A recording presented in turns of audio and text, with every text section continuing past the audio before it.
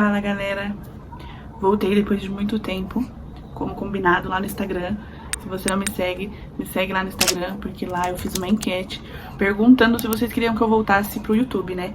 Pra contar aí como é que foi o meu relato de parto, a minha gestação em si, falar um pouco sobre puerpério, né? Tudo que eu tô passando aí um pouco nesse novo mundo. Pra mim é novidade, né? Primeira criança, primeira filha, primeiro tudo, primeiro parto, primeiro tudo. Então vou contar um pouco pra vocês o que aconteceu. Eu vou separar o vídeo em duas partes porque eu tentei gravar tudo junto, mas o vídeo ficou muito comprido, né? Então vou separar por temas. E vou falar hoje sobre a minha gestação, assim, no geral. No geral, a minha gestação foi um pouco conturbada. Por quê? Porque eu passava muito mal. Desde quando eu descobri, até um pouquinho antes de descobrir, né? Que eu descobri já quase com 3 meses. Se vocês quiserem saber como eu descobri, eu posso fazer um outro vídeo contando. Mas desde quando eu descobri, antes de eu descobrir, eu já tava passando muito mal aí. Passava mal com absolutamente tudo. Cheiro de desodorante, principalmente cheiro de comida, cheiro de perfume. Eu sentia o cheiro do corpo da pessoa. Não que a pessoa estivesse fedendo, mas o cheiro que o corpo exalava. Se a pessoa tivesse saído do banho, eu ia conseguir sentir o cheiro. Eu conseguia sentir um cheiro que saía do corpo dela. E eu passava muito mal, gente. Churrasco. Eu amo churrasco. Eu não conseguia ficar perto de churrasco. Ia fazer churrasco, eu começava a passar mal. E era daquele nível que eu acordava, sem nada na barriga, eu vomitava, entendeu? E aí eu fui no médico, falei pra ele, olha, eu tô passando muito mal. E eu comecei a emagrecer no começo da gestação, de tanto que eu vomitava. O médico falou pra mim que eu emagreci, se eu não me engano, acho que foi uns 3 quilos. Antes do final do... Não, acho que foi no começo do segundo trimestre. Aí o médico falou assim, olha, se você chegar a emagrecer 5 quilos, eu vou te internar. Graças a Deus eu não emagreci mais, mas continuei passando mal.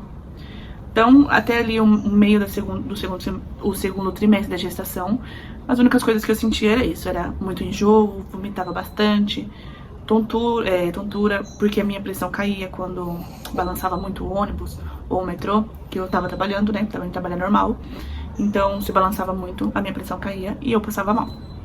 Tirando isso, todos os exames da neném, ela tá aqui dormindo, dava que a gente tava bem.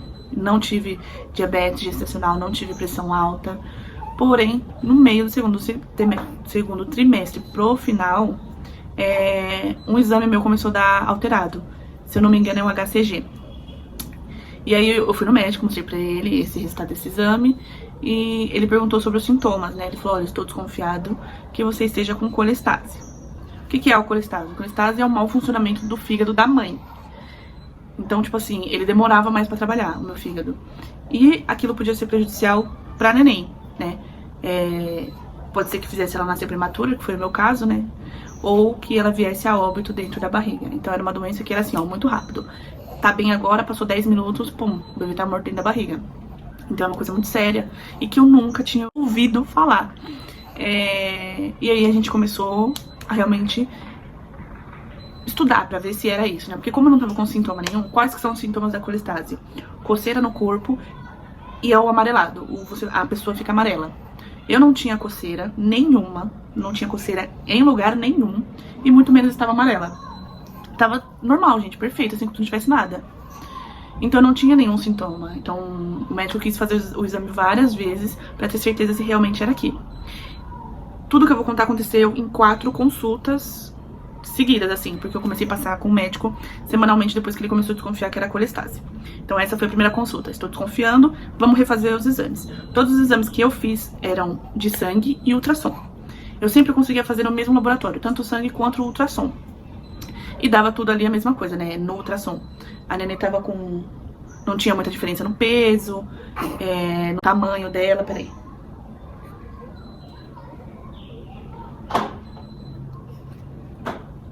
Tava ali basicamente com a mesma altura, então sempre batia os exames. Então na segunda consulta eu levei novamente o exame de sangue e o ultrassom. Tava alto ainda, só que, por exemplo, não é esse o número certo, mas eu vou dar um exemplo pra vocês conseguirem entender. O aceitável era 50 no resultado lá do exame. A primeira vez que eu fui tava 150 e essa segunda vez tinha caído pra 70. Aí o médico falou assim, olha, caiu bastante, mas ainda tá alto. Então, a gente vai refazer esse exame. Beleza, fomos pra terceira consulta. Só que o que acontece? Nessa terceira consulta, o meu médico não ia estar lá. Aí ele falou assim, olha, eu não vou estar aqui semana que vem, você vai passar no pré-natal de risco. Quando ele falou, você vai passar no pré-natal de risco, parece que aí que a minha ficha caiu. Aí que o negócio tava sério, que o negócio era sério. Mas enfim. Fui, fiz o exame novamente pela terceira vez. Tanto o exame quanto o ultrassom. E levei pra essa médica que não era a que eu tava acostumada a passar, né? Que o médico que eu passava era homem. E eu passei com uma médica mulher.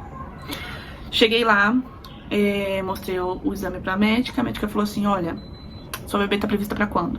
Eu falei, a gente tava falando em 17 de agosto, mas que ela fosse vir mais pro final do mês, até acordada. Mais pro final do mês, lá pro dia 30, dia 25. Ela falou assim, olha, então, vou te contar que a gente vai ter que fazer o parto dela antes.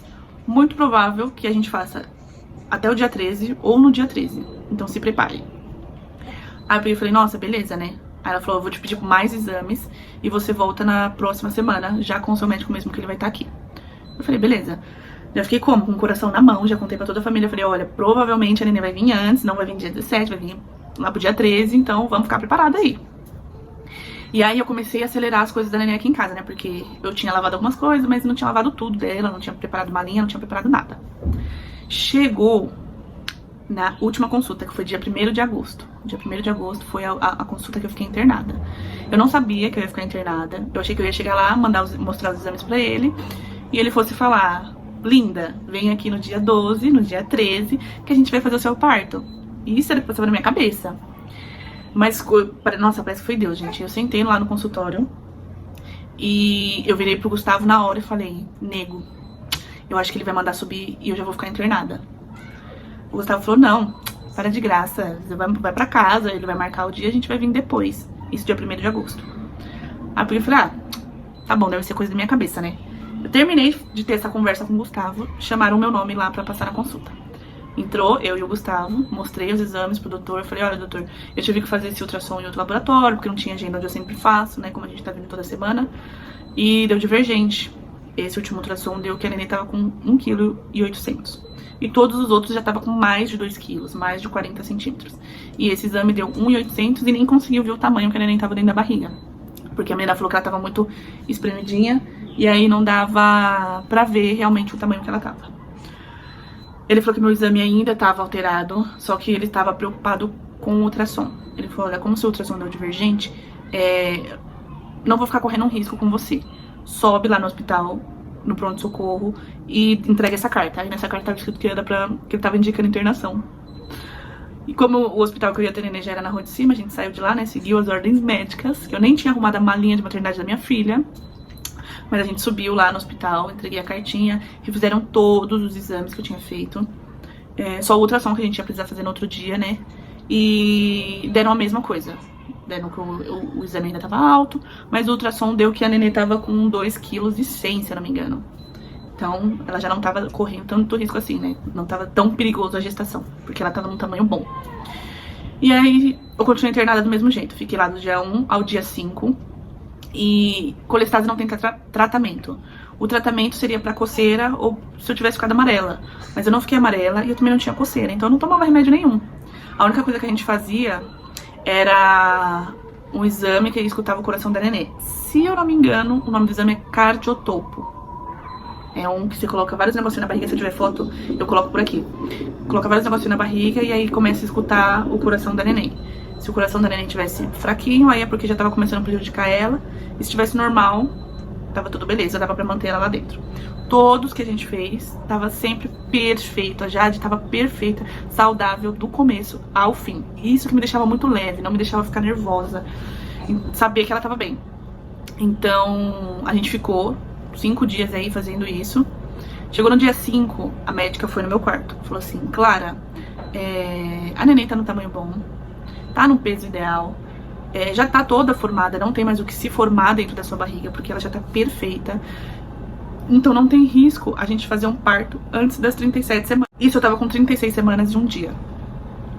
Aí a Pel falou assim, não faz sentido a gente manter a neném na sua barriga correndo esse risco, sendo que ela já pode viver perfeitamente fora da barriga. Então a gente vai fazer o seu parto antes. Aí eu ouvindo ela falar, né, a ficha caindo e eu pensando, né, enquanto ela falava, demorou, ela vai marcar pra amanhã, vou falar pro Gustavo, vou falar pra todo mundo se preparar. Aí ela terminou de falar, peraí.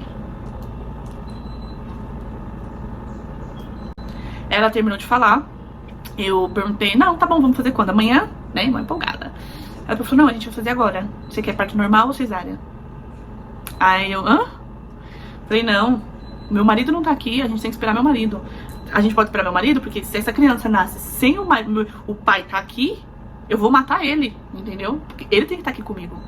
Aí ela deu risada, pegou e falou assim, não, tranquilo, a gente consegue esperar, mas vamos começar, a gente precisa começar hoje. Aí eu falei, beleza. Liguei pro Gustavo, falei, Gustavo, vai ser hoje. Arrume suas coisas e venha. E aí, começa meu relato de parto. Eu vou parar o vídeo por aqui, porque já estamos em quase 14 minutos, né? Isso também cega. Estamos em quase 14 minutos. E eu tenho muita coisa pra falar do meu parto, então eu vou deixar pra um próximo vídeo, que vai ser o relato do parto. E aí eu conto tudo detalhado, porque, gente, no meu parto aconteceu tanta coisa, que, olha, foi Deus na causa. Mas vamos deixar pro próximo vídeo, fechou? Então é isso, galera. Obrigada por assistirem. Me segue lá no Instagram, porque eu vou avisar quando eu vou soltar esse vídeo e quando eu vou soltar o próximo. Então me segue lá, gente. É isso. Um beijo e até a próxima.